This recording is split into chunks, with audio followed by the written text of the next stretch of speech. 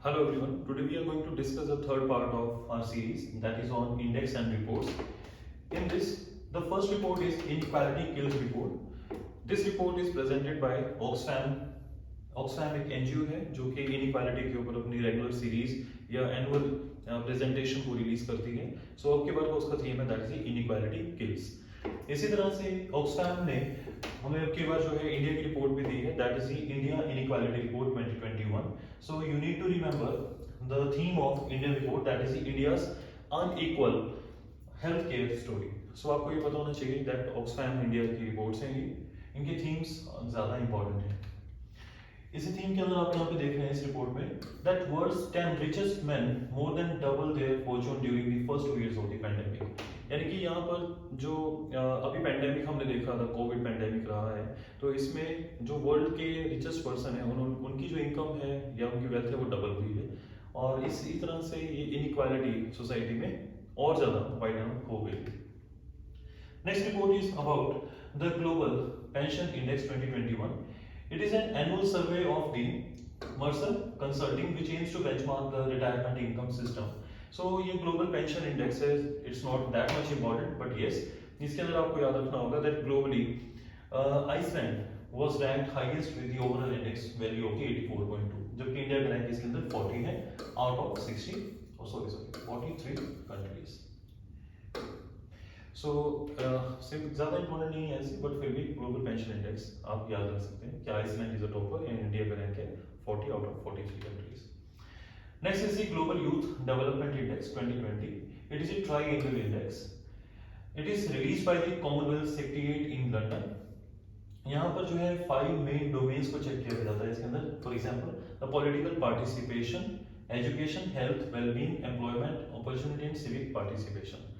इसके लिए आपको याद रखने की जरूरत नहीं है क्योंकि ये ज़्यादा मुझे नहीं लगता इसमें ज़्यादा इंपॉर्टेंस रहेगी.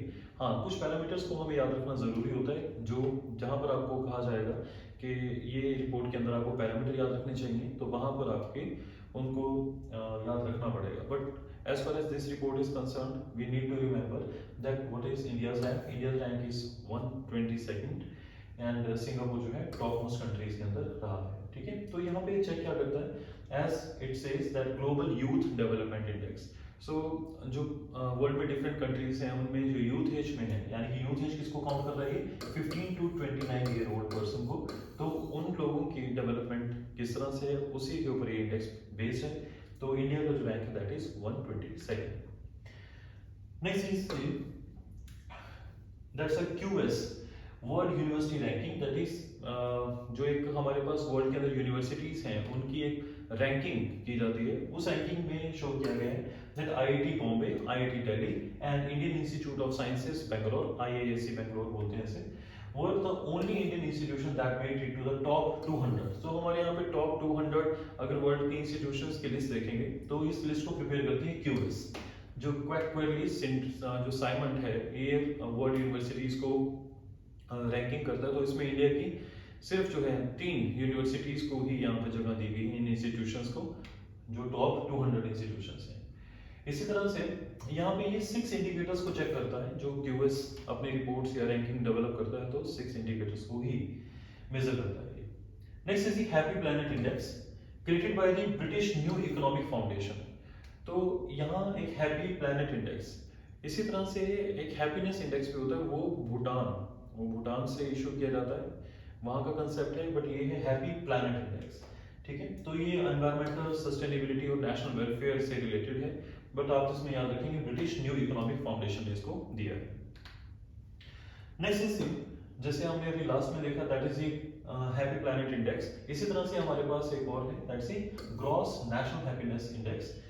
जो ग्रॉस हैप्पीनेस या ग्रॉस, पहले अगर हम किसी भी कंट्री को चेक करते हैं कि वो कितनी वेल्दी है तो हम उसके जीडीपी चेक करते हैं, gross domestic product, gross national product, या आजकल जो है हमारे पास एक और नई टर्म आई है दैट्स ग्रॉस नेशनल हैप्पीनेस. यानी कि वहाँ पे कितनी ज़्यादा इकोनॉमिक डेवलपमेंट है ये उससे पता चल सकता है अगर किसी कंट्री के सिटीजन्स वहाँ पे हैप्पी हैं. सो इसीलिए जो टर्म जो ग्रॉस नेशनल हैप्पीनेस है वो 4th किंग ऑफ भूटान उन्होंने कॉइन की थी, जिनका नाम है जिग्मे सिंगे वांगचुक. ठीक है, तो इसके अंदर 4 पिलर्स को चेक किया जाता है. That is a good governance, sustainable socio-economic development, cultural preservation and environmental conservation. So on the basis of these four pillars, this report is prepared, जिसका नाम है Gross National Happiness. तो इसके अंदर अगर देखें तो 33 indicators, ये मेजर 4 pillars हैं, अदरवाइज इसके अंदर 33 indicators और 9 domains के अंदर इसको चेक किया जाता है, ये different categories के अंदर, but 4 pillars are important for us. इसी के अंदर यहाँ पे हम देखते हैं दिस रिपोर्ट जब हम इसको यूज कर यानी जब इसको बनाया जाता है रिपोर्ट को, तो उस टाइम पर एल्कायर फोस्टर मेथड यूज किया जाता है, वो मेथडोलॉजी. तो आपसे क्वेश्चन हो सकता है what is Alkire Foster method. This methodology developed by the Sabina Alkire and the James Foster at the OPHI. OPHI आपने लास्ट जो second part of this series आपने उसमें देखा था, the OPHI जो global multi dimensional poverty index हमें देता है. तो OPHI वही एक हमारे पास ऑर्गेनाइजेशन है जो ऑक्सफोर्ड यूनिवर्सिटी का ही एक पार्ट है. सो उन्होंने ये टेक्निक जो है इसको डेवलप किया है so that they can measure the poverty easily. So इसके अंदर जो इस रिपोर्ट को ग्रॉस नेशनल हैप्पीनेस रिपोर्ट को प्रिपेयर करते हुए यहाँ पर इस टेक्निक को यूज किया गया, ये मेथोडोलॉजी को, that's the Alkire Foster methodology. Next is the world happiness report. ये हमें जो करता है यूनाइटेड SDSN, आप इसको ऐसे याद रखेंगे, United Nation Sustainable Development Solution Network. ठीक है, ये काफी ज्यादा इंपॉर्टेंट है. That world happiness report is prepared by which one of the following organization, then answer would be UNSTSN. Top 5 countries are, जो आपने टॉप 5 में सिर्फ याद रखना है, जो topper of this list is Finland, और इंडिया का जो रैंक है दैट इज 139th. सो काफी पीछे हैं हम इसमें वर्ल्ड हैप्पीनेस रिपोर्ट में, और अफगानिस्तान सबसे लीस्ट हैप्पी कंट्री के अंदर इसको काउंट किया गया इसमें. The corruption perception index, very very important. This is released by the transparency international and India का इसके अंदर रैंक है जो 85th है, और हमारा जो स्कोर है दैट इज इंपॉर्टेंट. तो हमें स्कोर भी याद रखना पड़ेगा, अपना रैंक भी याद रखना पड़ेगा, that is 85th. Last time हमारा जो रैंक था it was 86. So they can ask you question that this year we have improved in which one of the following report, then answer would be that अगर वहां पे ये रहेगा option के अंदर then corruption perception index. ठीक है, सो यहाँ पर Denmark, New Zealand and Finland have top the index unity. तो यहाँ पे आप याद रखेंगे टॉपर कौन है यहाँ पे, जो Denmark. Transparency International is an international non-governmental organization founded in 1993 based in the Berlin, Germany. तो आप याद रखेंगे ये जो करप्शन परसेप्शन इंडेक्स है, ये ट्रांसपेरेंसी इंटरनेशनल वहाँ की you can say it's a NGO, तो ये बर्लिन जर्मनी में बेस्ड है. It relies on the 13 independent data sources using a scale of 0 to 100. तो इसके अंदर आपको ये भी याद रखना पड़ेगा कि इसके अंदर 0 to 100 का स्केल हम मेजर करते हैं, where 0 is a highly corrupt and 40 or the 100 is very clean. So जितना ज्यादा आप हाई स्कोर करोगे उतना ज्यादा आप क्लीन सिस्टम की तरफ जा रहे हो, यानी कि नॉन करप्ट सिस्टम की तरफ जा रहे हो. Next report is global liveability index. It is released by the economist intelligence unit. The index takes into account more than 30 qualitative and the quantitative factors. So 30 factors हैं, although that is not important for us, but yes, 5 categories are important. So global livability index के अंदर हम 5 categories जो होती हैं वो क्या है? Stability, healthcare, culture, environment, education, infrastructure. So यहाँ पर जो है 5 categories के अंदर इसको mention किया गया है. 1, 2, culture and environment, 3rd, and 4th one is education, and 5th one is the infrastructure. All are given different weightages, तो आपको ये weightage याद रखने की जरूरत नहीं है, but yes, 5 categories are mentioned to calculate the global livability index. According to that, this is very important. अब की बार जो सबसे ज्यादा जो livable city है, that is Auckland, जो न्यूजीलैंड की एक सिटी है. तो आपको यहाँ पे टॉप 3 के अंदर देख रहे हो, Auckland, Osaka and Adelaide. Adelaide Australia में है. और जो बॉटम 3 लिवेबल सिटीज हैं उसके अंदर डेमास्कस जो सीरिया में है, and Lagos Nigeria, and Port Moresby Papua New Guinea. तो आपको इसमें याद रखना पड़ेगा. Next is world wide cost of living report. ये थी हमारे पास ग्लोबल लिवेबिलिटी रिपोर्ट या इंडेक्स. ये है हमारे पास world wide cost of living report. ये इकोनॉमिक इंटेलिजेंस जो इकोनॉमिस्ट इंटेलिजेंस यूनिट है, ये भी इकोनॉमिस्ट इंटेलिजेंस यूनिट की है. ठीक है, सो यहाँ पे आप देखते हो जो सबसे ज्यादा मतलब कॉस्टली सिटी कौन सी है, तो आप इसमें याद रखिएगा तेल अवीव। तेल अवीव कहाँ पर है? It is in Israel. So वहाँ पे ये सबसे ज्यादा महंगी सिटी, ठीक है। अगर कोई रहता है तो यहाँ पे काफी ज्यादा महंगाई है। Next is world giving index. ये क्योंकि जैसे हम चैरिटी या एड फाउंडेशन, जो चैरिटी एड फाउंडेशन ही पब्लिश करती है इसको, and according to it the most generous country in the world is Indonesia, और इंडिया का जो रैंक है इट इज 14th, ठीक है। तो आपने बस इसमें याद रखना है कि अगर हम जब कभी जैसे दान वगैरह देना है ना, या आर्म्स देना, या जेनरस होना ह्यूमैनिटी के लिए, तो उसके लिए हम जब कंट्रीब्यूशन देते हैं, दैट कंट्रीब्यूशन के उसके बेसिस पर ही ये चीज बताई गई है। सो इससे पता चला है कि इंडोनेशिया सबसे ज्यादा जेनरस कंट्री है और इंडिया का रैंक 14th है। Next is global cyber security index. Cyber security, क्योंकि आजकल हम काफी सारा जो हमारी टेक्नोलॉजी है, जो आर्टिफिशियल इंटेलिजेंस है, वो सभी की सभी आज कंप्यूटर बेस्ड है। सो उसीलिए हमें जो साइबर सिक्योरिटी को भी आज चेक करना पड़ता है। तो साइबर सिक्योरिटी किस कंट्री में कितनी ज्यादा है, कितनी स्ट्रॉन्ग है, कितनी ज्यादा लूज है, सो उसकी भी रैंकिंग की गई है। So India is rank 10th in the GCA 2020 ahead of the China and the Pakistan. And बस इसमें आप 10th रैंक आप याद रखेंगे इसमें। जी, ये जो ये इंडेक्स है इसको कौन रिलीज करता है? International telecommunication union, ITU, united nation, agency for information and communication, that is the ICT। और इसके अंदर जो है यूएसए का रैंक फर्स्ट है, फॉलोड बाय द यूके। तो आप इसमें याद रखेंगे टॉप मोस्ट जो रैंक है that is get by the US and second is UK, और इंडिया का रैंक जो है 10th है। Next is cyber capability and national power report. ये IISS, और उसकी ज्यादा इंपॉर्टेंट नहीं है हमारे लिए, बट फिर भी यूएस इसके अंदर भी जो है टॉप मोस्ट पोजीशन पर है। Next is the world competitiveness index. ये हमारे पास जो by the institute of management development, IMD, world competitiveness centre, उसने बनाया है। अगेन ये इस तरह की जो रिपोर्ट्स हैं, these reports are not that much important, but फिर भी इट मेजर्स द प्रोस्पेरिटी, क्योंकि कॉम्पिटिटिवनेस इंडेक्स है एक, यहाँ पे इसको इसीलिए बताया गया है क्योंकि एक वर्ल्ड की जो रिनाउंड ऑर्गेनाइजेशंस हैं उनके अंदर भी ये कॉम्पिटिटिवनेस या कॉम्पिटिटिव इंडेक्स आप वहाँ पे पढ़ोगे। तो इन इंडेक्सेस को आप, ये इंडेक्सेस के अंदर हम इनको अवॉइड कर सकते हैं, ठीक है। जब आपको कॉम्पिटिटिवनेस को लेके किसी इंडेक्स को लेकर हम ज्यादा उसमें स्ट्रेस देंगे तो वो ज्यादा इंपॉर्टेंट रहेगा आपके लिए। So it measures the prosperity and competitiveness of nation by examining the 4 factors: economic performance, government efficiency, business efficiency and infrastructure. So overall आपको बस याद रखना है that World Competitiveness Index जो है ना, वो ना IMF ने दिया है, ना WTO ने दिया है, यूनाइटेड नेशन ने नहीं दिया। So it is given by the IMD, that is the Institute for Management Development. और अकॉर्डिंग टू दैट जो इंडिया का रैंक है दैट इज 43rd रैंक, और टॉपर इसके अंदर है Switzerland. Next is global state of democracy report. It is released by the international IDEA, that's international institute for democracy and electoral assistance. तो ये global state of democracy report ही important है।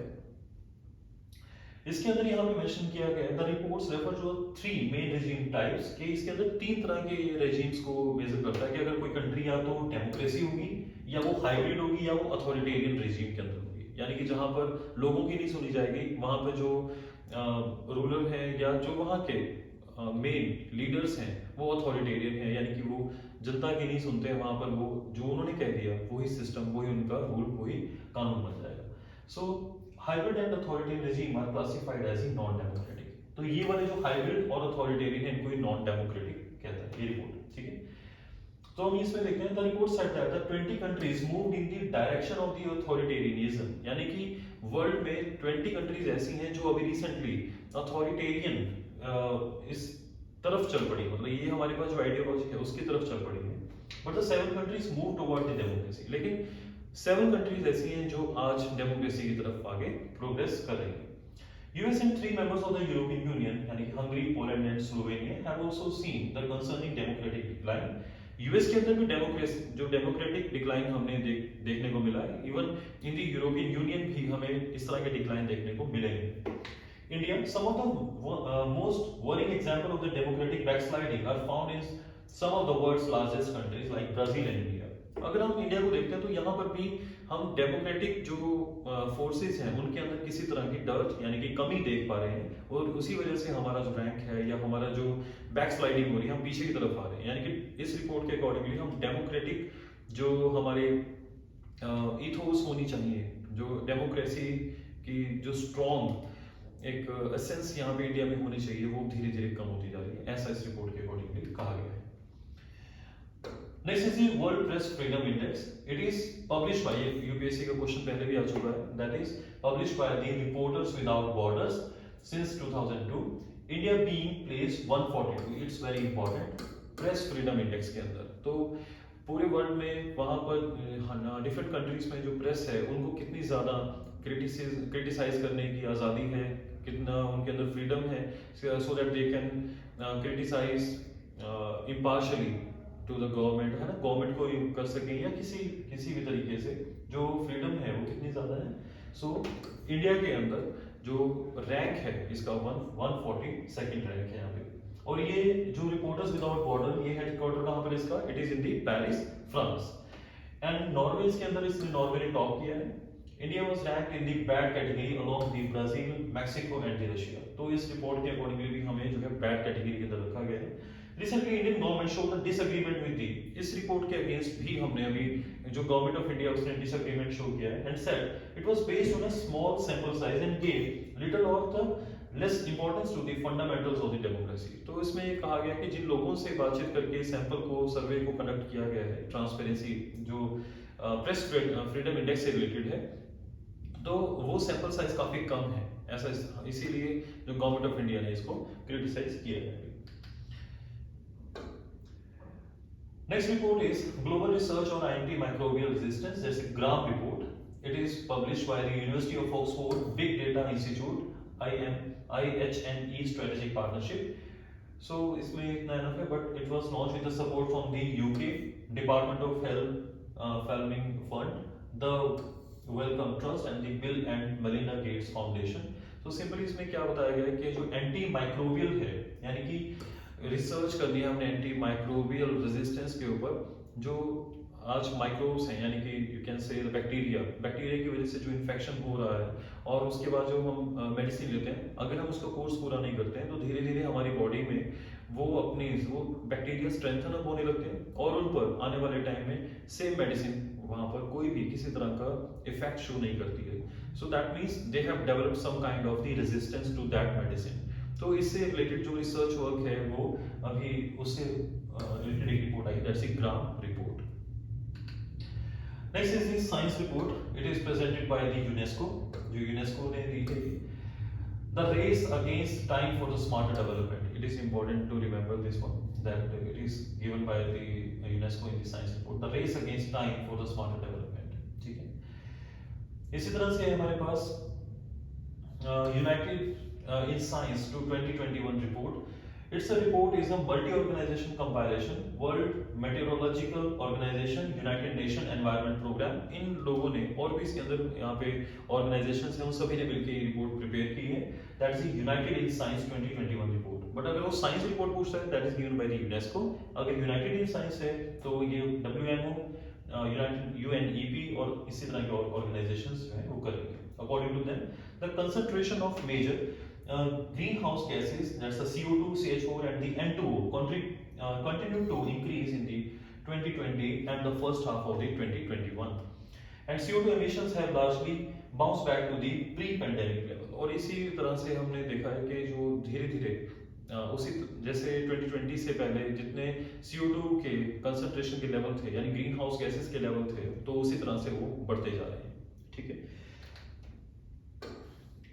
next report is UV index. UV index is produced at the Australia Radiation Protection and Nuclear Safety Agency, that is the ARPANSA. तो बस आप इसमें याद रखें that UV index is developed by the Australian agency, that is the Australian Radiation Protection and the Nuclear Safety Agency. It tells you how much UV radiation of the different wavelength is around at the ground level on a given day, and the potential of these wavelength to harm your skin.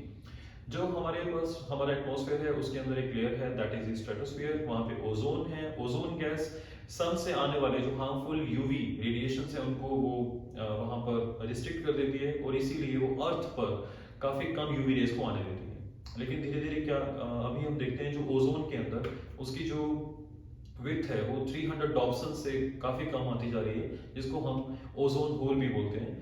Thinning of the ozone layer is known as the ozone hole. तो उसी वजह से ground पर आज काफी यानी कि earth surface पर काफी ज्यादा यूवी रेज या यूवी रेडिएशंस आज यहाँ तक पहुंच जाती हैं। उन यूवी रेडिएशंस को चेक करने का उनके एक क्वांटिटी को चेक करने का तरीका है, दैट इज यूवी इंडेक्स। तो ये ऑस्ट्रेलिया ने अभी डेवलप किया है।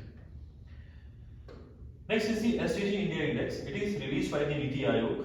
ये काफी इंपॉर्टेंट है। It tracks progress of the all state and UTs on the 115 indicators aligned with the national indicator framework of the Ministry of Statistics and the program implementation। तो इसके अंदर 115 इंडिकेटर यूज किए जाएंगे नीति आयोग द्वारा, और इसमें जो केरला है उसने सबसे मतलब अपनी जो टॉप रैंक उसने गेन किया है, और इसी तरह चंडीगढ़ ने, अगर हम यूटीज की बात करते हैं, और जबकि यहाँ पे वर्स्ट परफॉर्मर रहा है बिहार। इसको याद रखने की जरूरत नहीं है सच, बट हमें केरला और चंडीगढ़ को याद रखना पड़ेगा। That the sustainable development goal India index जो डेवलप किया है बाय द नीति आयोग। इसी तरह से जो अगर हम 2019 की बात करते हैं, Mizoram, Haryana, Uttarakhand are the top gainers in the terms of improvement in their ranking.